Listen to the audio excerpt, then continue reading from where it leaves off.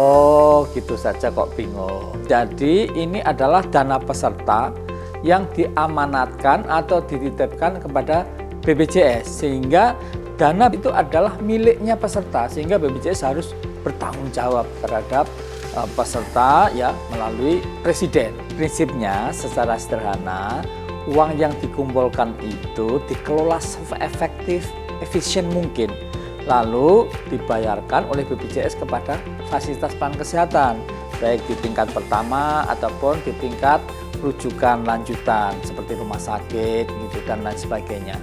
Nah, di situ tentu semuanya ini dikelola di dalam rangka agar masyarakat itu bisa lebih sehat, gitu, lebih baik.